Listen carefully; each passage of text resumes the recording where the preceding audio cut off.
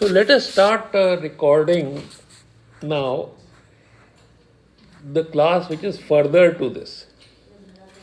What can go wrong with the cerebellum, how to test it, and what to do about it. It's such a wonderful mechanism of this balance in the joints that a 6 feet human being, 6 feet human being, all the time is able to put his weight in an 18 square inch of foot, walk millions of steps, and yet never fall.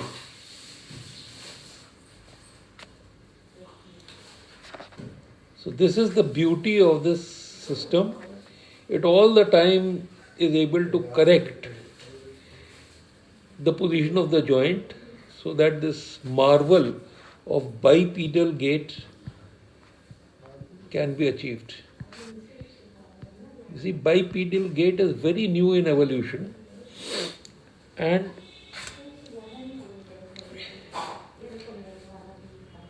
only humans can do it quite well. This bipedal gait is responsible for an erect posture, high level of eyes, and ability to see much farther than a person who has a lower height. Secondly, any animal judges the opponent by the height. So since human beings may be weak, but they look very strong because they are higher.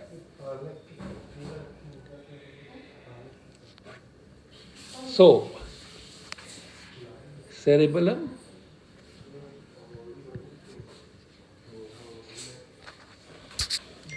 gets information from the cortex. What is the intended position at time t?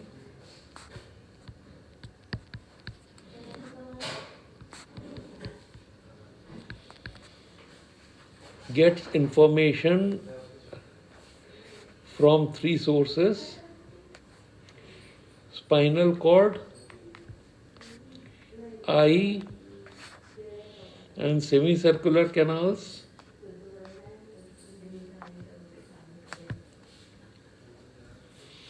About present position,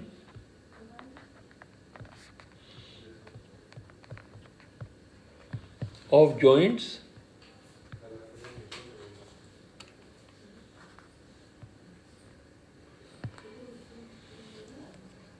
rate at which they are changing,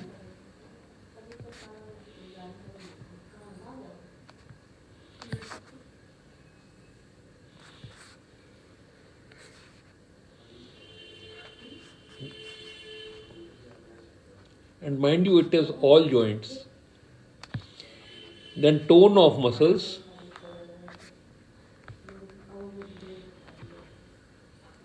and rate at which that is also changing.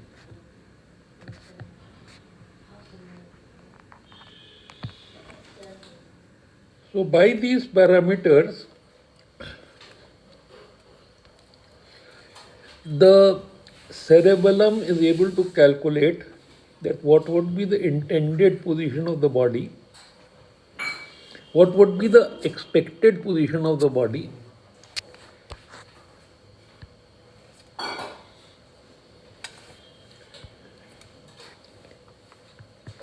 expected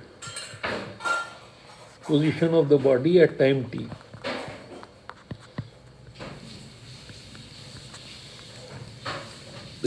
Now, since the cerebellum knows both the intended position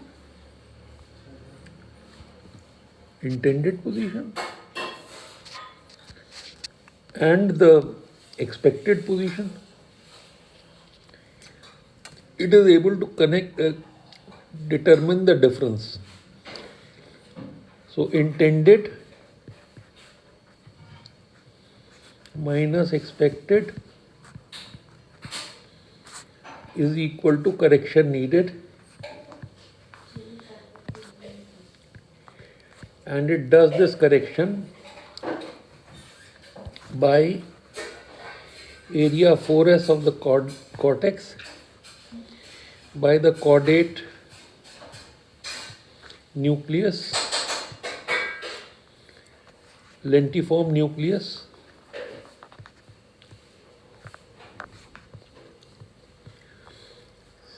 all part of the basal ganglion,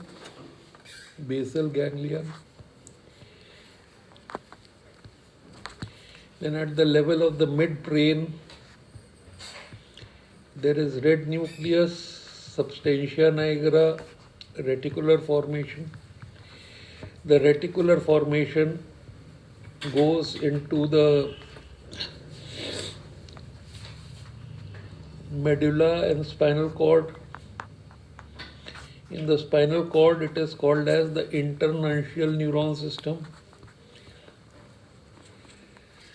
We told you that how the reticular formation A to B, B to C, C to D, and D to A, how the impulse keeps on going round and round in this, and at each point at a specific frequency you are able to get a impulse going out of the circuit. And the rate and the frequency of this impulse by the ascending reticulocortical fibers is responsible for sleep and wakefulness,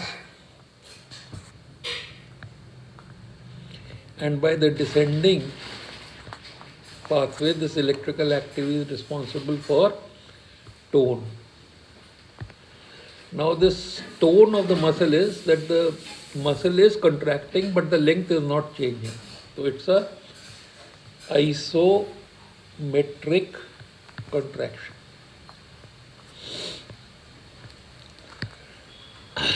And this tone, flexor extensor tone, is has to be kept normal. This is the flexor extensor tone across a joint, has to be equal for the position to be maintained. Then we told you about the stretch reflex, which can change the flexor and extensor tone in a manner that instead of this position you may have this position where the flexor extensor tone is balanced.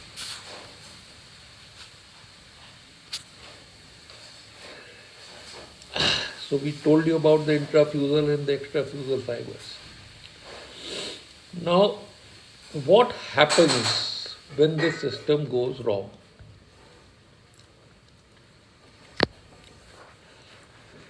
Basically,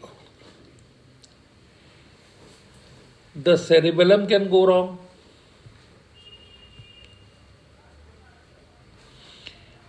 Therefore, there will be lack of coordination.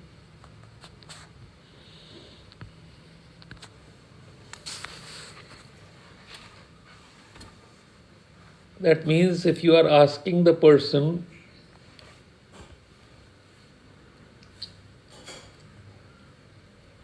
to touch his nose by this finger, to touch his nose every time, he'll not be able to do it coherently. Sometimes he will overshoot, sometimes he will shoot less. So lack of coordination, finger to finger,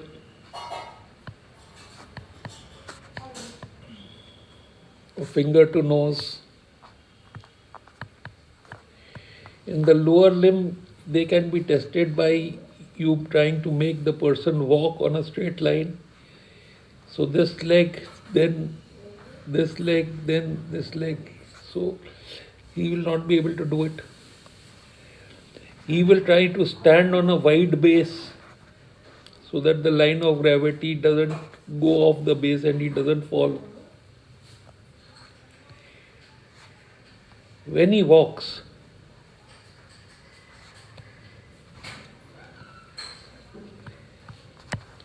He walks typically with a ataxic gait.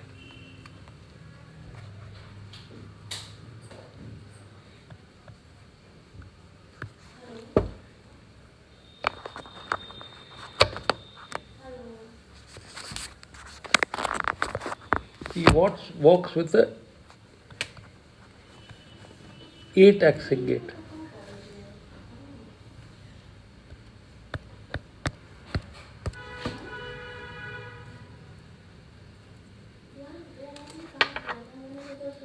Ataxic gait.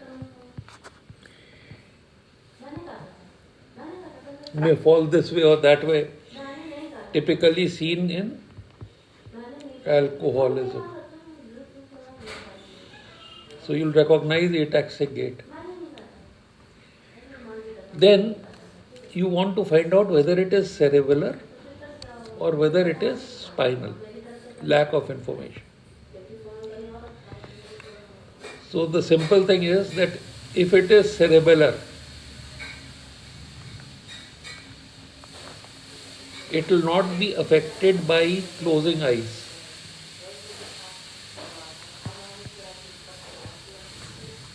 Instability will persist.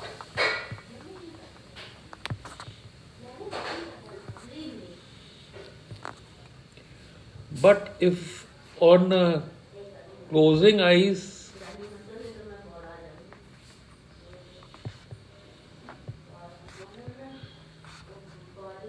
instability increases,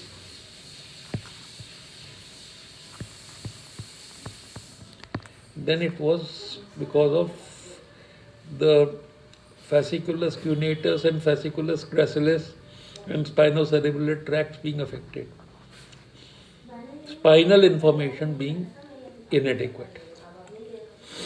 Now that is typically seen in tabes dorsalis, which is the third stage of syphilis. So these are the signs that you must know. That is how you test cerebellum, and then you try to treat it. The cerebellum can be genetically underdeveloped,